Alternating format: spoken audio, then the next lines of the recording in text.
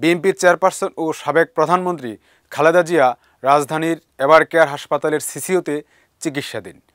Medical বোর্ডের সার্বক্ষণিক তত্ত্বাবধানে রয়েছেন তিনি। তবে এখন পর্যন্ত তার অবস্থা অপরিবর্তিত রয়েছে, অর্থাৎ উন্নতি দেখা যায়নি।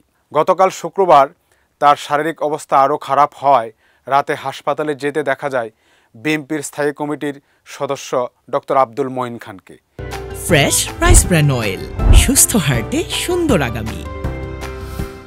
নিবিড় পর্যবেক্ষণে রাখা হয়েছে এবং প্রতিনিয়ত তার বিভিন্ন যে প্যারামিটারগুলো সেগুলো তারা স্টাডি করছেন এবং সেই অনুযায়ী তারা ব্যবস্থা নেন। এছাড়াও বিকেলের দিকে হাসপাতালে যান বিএনপির মহাসচিব মির্জা ফখরুল ইসলাম আলমগীর ও স্থায়ী কমিটির সদস্য আমির খসরু মাহমুদ চৌধুরীকে।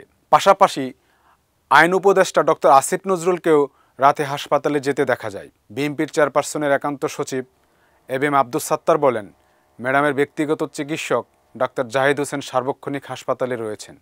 খালেদা জিয়ার এমন পরিস্থিতিতে দেশে ফেরা নিয়ে সামাজিক যোগাযোগ মাধ্যমে বার্তা দিয়েছেন দলের ভারপ্রাপ্ত চেয়ারম্যান তারেক রহমান। তিনি তার স্ট্যাটাসে বলেছেন, এমন সংকটকালে মায়ের স্নেহ স্পর্শ পাওয়ার তীব্র আকাঙ্ক্ষা যে কোনো সন্তানের মতো আমারও রয়েছে, কিন্তু অন্য আর সকলের মতো এটা বাস্তবায়নের ক্ষেত্রে আমার একক সিদ্ধান্ত গ্রহণের সুযোগ অবারিত ও একক নিয়ন্ত্রণাধীন নয়।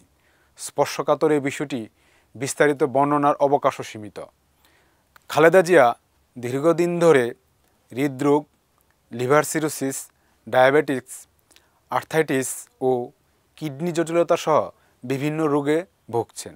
গত 23 নভেম্বর শ্বাসকষ্ট দেখা দিলে দ্রুত তাকে হাসপাতালে ভর্তি করা হয়।